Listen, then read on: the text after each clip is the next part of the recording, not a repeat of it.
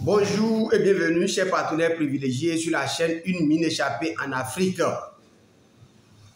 Pour ceux qui ne me connaissent pas, moi c'est coach Emmanuel Donanilofou, je suis agro-businessman.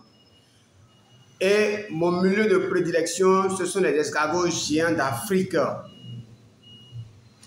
Si c'est pour la première fois que tu tombes sur cette chaîne, fais deux choses simplement. La première, tu t'abonnes. La seconde, tu actives la petite cloche pour ne plus rater nos vidéos. Et reste scotché jusqu'à la fin si l'élevage des escargots t'intéresse. Donc, le sujet d'aujourd'hui, je veux parler de l'hibernation des escargots géants d'Afrique. Les escargots géants d'Afrique, appelés encore escargots géants terrestres. L'hibernation. Au fait, c'est quoi l'hibernation? Quand les gens parlent de l'hibernation là, c'est un phénomène qui se produit dans l'élevage des escargots et qui n'avantage pas l'éleveur. Je dis bien, ça n'avantage pas l'éleveur. Donc, il faudrait que nous fassions une clarification là-dessus et comment, à l'avenir, lutter contre, bien ne plus permettre que ces escargots, surtout reproducteurs, aillent en hibernation. Est-ce que vous voyez? Donc, l'hibernation là même, c'est quoi? Mais pendant l'hibernation, vous devez remarquer que les escargots se retirent dans leur coquille. Ils vont se retracter dans leur coquille. Est-ce que vous voyez? Lorsqu'ils se retractent dans leur coquille, ils réduisent leur respiration. Ils réduisent le métabolisme. Et puis, ça leur permet d'économiser de l'énergie pour pouvoir traverser ce désert. Est-ce que vous me suivez très bien? Ils ralentissent le rythme cardiaque. Et, j'ai dit quoi? Ils ralentissent le rythme cardiaque. Ils se retirent dans leur coquille. Ils économisent de l'énergie. Tout ça là, c'est pour... Et quand ils font tout ça là, des fois, ils cessent même de manger. Vous devez remarquer, tout ce que je dis là, observez correctement vos escargots, vous allez remarquer cela. La grande majorité cesse de manger, c'est-à-dire vous leur servez à manger là, vous revenez après le soir, la nourriture est encore là. Vous revenez le lendemain, la nourriture est encore là. Dans ces cas-là, c'est l'éleveur, c'est toi l'éleveur qui paie. Si tes escargots refusent de manger, si tes escargots ne sortent plus de la coquille, si tes escargots ne sont plus dynamiques, tu ne pourras plus dormir. Mais qu'est-ce qui se passe là? Qu'est-ce que ça passe là? Pourquoi c'est comme ci? Pourquoi c'est comme cela? Parce que quand ils ne mangent pas là, le poids va chuter. Il y aura la décroissance. Est-ce que vous voyez? Mieux, il n'y aura plus d'activité sexuelle dans votre escargotier, dans votre élevage. Et quand il n'y a pas d'activité sexuelle, il n'y a pas la ponte des œufs. Quand il n'y a pas la ponte des œufs, il n'y a pas éclosion. Quand il n'y a pas éclosion, il n'y a pas reproduction. Quand il n'y a pas reproduction, ça veut dire que le cheptel serait réduit. C'est pourquoi je dis l'entrée en hibernation des reproducteurs, ou bien des escargots reproducteurs là, n'avantage guère l'éleveur. Et qu'est-ce qui amène l'entrée en hibernation des escargots? Observez très bien, vous devez remarquer que c'est les conditions de vie défavorables qui créent cela.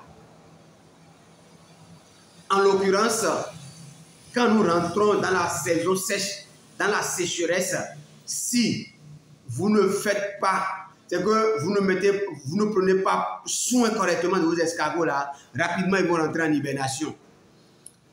Ils vont rentrer en hibernation.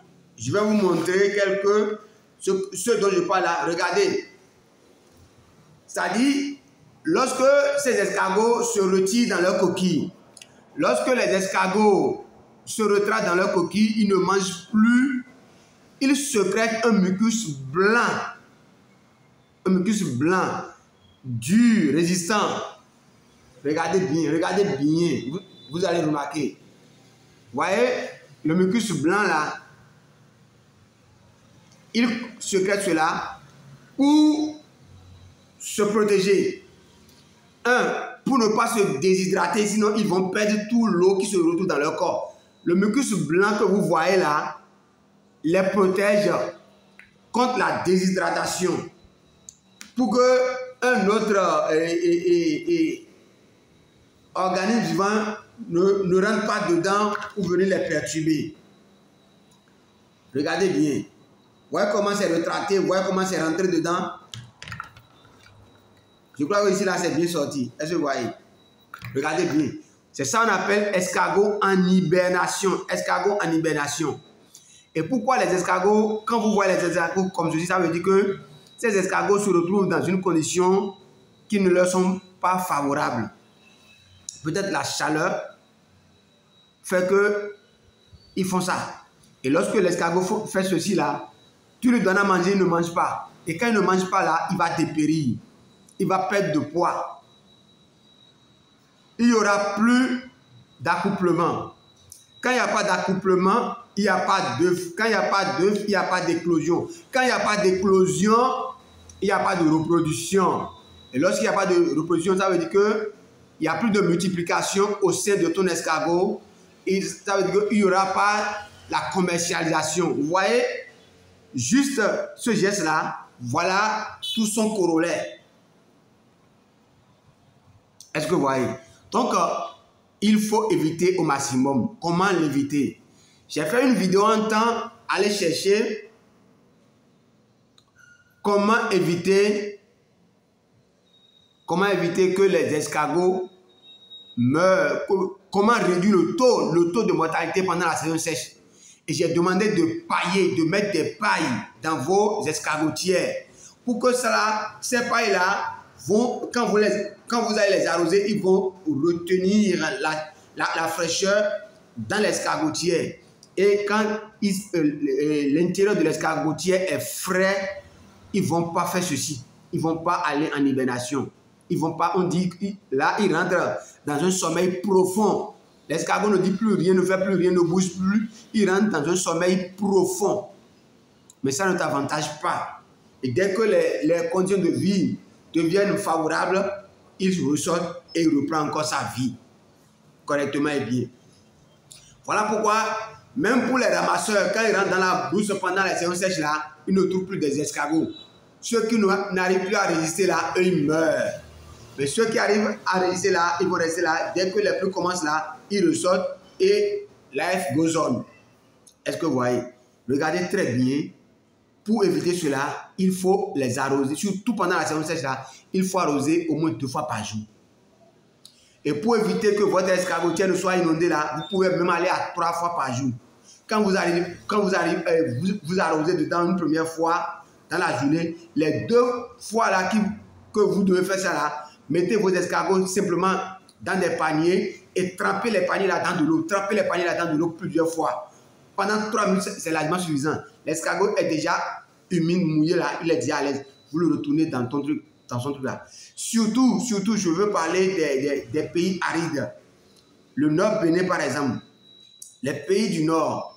Et les pays arides où il fait excessivement chaud. Je veux parler du Mali, mes frères de Bamako là-bas là. De Burkina aussi. Vous pouvez arroser vos escargots 3 fois par jour. 3 fois par jour. Mais vous n'allez pas inonder les escargotières parce que si vous inondez les escargotières, l'escargot va encore mourir. Donc quand vous arrosez une seule fois, les 2 fois restants là, vous les mettez dans des paniers et vous allez tremper les paniers là dans de l'eau. Vous allez tremper les paniers dans de l'eau plusieurs fois pendant 2 à 3 minutes, c'est déjà bon, vous retournez les escargots. Lorsque les conditions climatiques sont normales, les escargots ne vont pas entrer en hibernation, ils vont manger correctement, la vie va continuer, ils vont vous donner des œufs et ils vont se multiplier correctement. Et c'est ça le bénéfice. Le bénéfice d'un éleveur là, c'est quand il voit ses escargots se multiplier correctement et bien. voilà ce que j'ai à vous montrer aujourd'hui. C'est pourquoi j'ai parlé de l'hibernation. Comment éviter l'hibernation des escargots. Merci beaucoup. Et si vous avez aimé, likez la vidéo, partagez à vos amis, à vos frères et sœurs, partagez sur les réseaux sociaux pour que les gens puissent comprendre qu'est-ce qu'on appelle hibernation et comment l'éviter. Merci beaucoup. Rendez-vous au sommet. Bye.